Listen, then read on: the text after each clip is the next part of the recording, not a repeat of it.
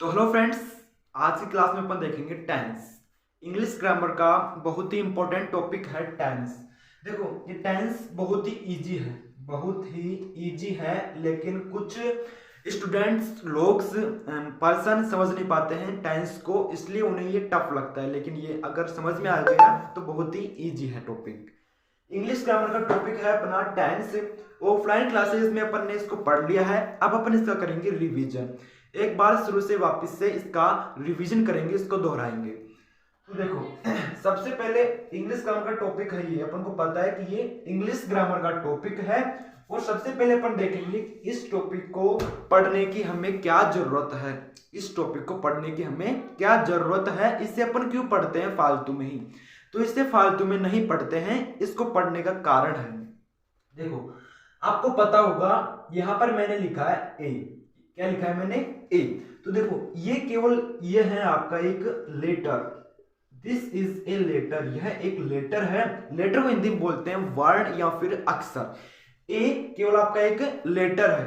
फिर उसके बाद में अगर मैं कई सारे लेटर्स को जोड़ूं, जैसे कि मैंने कई सारे लेटर्स जोड़ दिए और लिख दिया एप्पल, तो ये पूरा बन गया आपका वर्ड। क्या बन गया? वर्ड। और वर्ड को हिंदी में बोलते हैं अपन शब्द। तो देखो, अपन ने केवल एक लेटर लिखा पहले। ये क्या है आपका?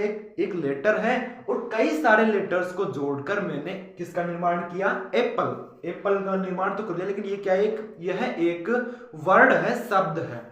अब उसके बाद में देखो, आपके जो लेटर होते हैं इंग्लिश में होते हैं 26। इंग्लिश में कितने होते हैं? 26। और उससे अपन बोल देते हैं अल्फाबेट। जो एबीसीडी होती है उससे बोलते हैं अपन अल्फाबेट। अब इसमें से भी आपके 5 तो होते हैं वावल, और बाकी जो बचे हैं 21 उसे कहते हैं अपन कॉन्सोनेंट। वावल कौन कौन से? ए, ई, आई, ओ, यू। और उसके अलावा जो भी बचे लेटर अल्फाबेट में वो होते हैं आपके कॉन्सोनेंट। लेटर समझ लिया अपन ने। देखो, सबसे छोटा इंग्लिश ग्रामर का जो सबसे छोटा पार्ट होता है वो होता है लेटर। लेटर हो गया। अब लेटर में आपके 2 पार्ट्स, एक तो आता है आपका वोवल और दूसरा आता है कॉन्सोनेंट। वोवल होते हैं 5 और कॉन्सोनेंट होते हैं आपके 21। अब उसके बाद में लेटर से बड़ा होता है आपका वर्ड। मैंने कई सारे लेटर्स को मिलाकर एक वर्ड का निर्माण किया है, फॉर्मेशन किया है। अब अगर मैं इस वर्ड को मैं कई सारे वर्ड से एक किसका निर्माण करूं, मैं बताता हूं आपको भी। मैंने लिख दिया यहां पर he is doing her his work. He is doing his work, वह उसका कार्य कर रहा है। अब ये भी वर्ड है, ये भी वर्ड है, ये भी और ये भी। तो मैंने कई सारे वर्ड्स को मिलाकर एक सेंटेंस का निर्माण कर दिया। किसका? इसको अपन बोल देंगे एक सेंटेंस। मैंने क्या किया? कई सारे वर्ड्स को मिलाकर एक सेंटेंस का निर्माण कर दिया। तो देखो, अपना मेन टॉपिक तो है टेंस, लेकिन ये बेसिक इंफॉर्मेशन है, इसे समझ लेते हैं। सबसे छोटा होता है आपका लेटर। लेटर होते हैं 26 इंग्लिश में। 5 होते हैं आपके वोवल। तो अपन ने सेंटेंस का निर्माण कर दिया, कई सारे वर्ड्स को मिलाकर मैंने सेंटेंस का निर्माण कर दिया। He is doing his work, वह उसका कार्य कर रहा है। यह एक क्या है? सेंटेंस है। सबसे छोटा होता है आपका लेटर, उससे बड़ा होता है आपका वर्ड, और उससे बड़ा होता है आपका सेंटेंस। सेंटेंस को भी पढ़ेंगे अपन अच्छे से, लेकिन आज का टॉपिक है अपना टेंस। अब देखो, ये आपका एक सेंटेंस है, he is doing his work, वह उसके कार्य कर रहा है। अब इस सेंटेंस से अपन को क्या क्या पता चल रहा है? एक तो अपन ने क्या देखा कि वह क्या कर रहा है? कार्य। देखो, एक तो अपन को कार्य का पता चला कि वह कार्य कर रहा है। दूसरा, डूइंग, यानी कि डू वर्ब के first form plus ING. Verb के फर्स्ट फॉर्म प्लस आईएनजी अपन जानते हैं ये कॉन्टिन्यूअस टेंस में होती है, यानी कि जो कार्य लगातार चलता रहता है। तो एक तो अपन को वर्क का पता चला, दूसरा किसका पता चला?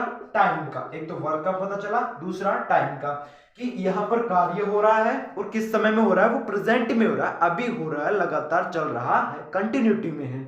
तो टेंस को अपन इसलिए पढ़ते हैं क्योंकि ये हमें एक तो वर्क की नॉलेज देता है और एक टाइम की नॉलेज देता है। तो टेंस इंग्लिश ग्रामर का वह रूल है जो हमें बताता है कि कौन सा कार्य किस समय में हुआ और कितना हुआ। बस इतनी सी बात है, इसके लिए अपन टेंस को पढ़ते हैं।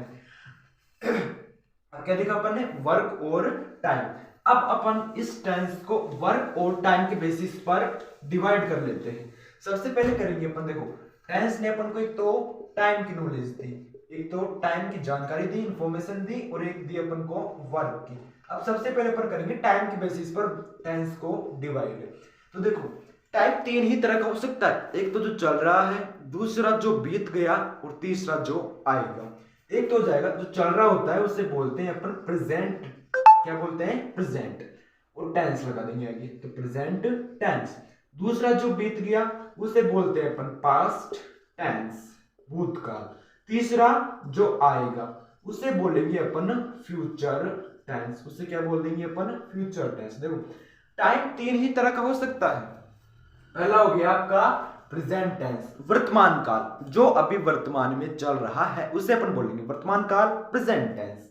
दूसरा है पास्ट टेंस, इसे बोलते हैं भूतकाल, जो समय बीत गया उसे बोलते हैं अपन भूतकाल, पास्ट टेंस। और तीसरा है आपका फ्यूचर टेंस, जो समय अब आएगा वो होता है आपका फ्यूचर टेंस। कौन सा होता है, फ्यूचर टेंस। अब बात करते हैं अपन वर्क के बेसिस पर। देखो on the basis of time there are three types of tense, one is present tense, second is past tense, और थर्ड इज फ्यूचर टेंस। अब बात करते हैं वर्क के बेसिस पर।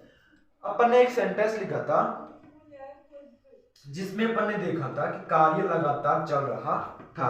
तो कार्य लगातार चल रहा, जो लगातार कार्य चलते हैं उन्हें तो लिखते हैं अपन कॉन्टिन्यूअस टेंस में। कौन से टेंस में, कॉन्टिन्यूअस टेंस में। इसमें क्या होता है, कार्य प्रोग्रेस में रहता है, प्रगति में रहता है, या फिर आप बोल सकते हो कि इनकम्प्लीट होता है, कभी भी पूरा नहीं होता है। उसके बाद में एक होता है आपका परफेक्ट, मतलब जो कार्य पूरा हो चुका है उसे लिखते हैं परफेक्ट टेंस में। इसमें क्या हो चुका होता है, कार्य पूरा हो चुका होता है। जैसे कि मैंने बोला कि मैं पढ़ चुका हूं, तो मैंने जो पढ़ने का कार्य है उसे पूरा कर लिया, तो उसे अपन बोलेंगे परफेक्ट टेंस।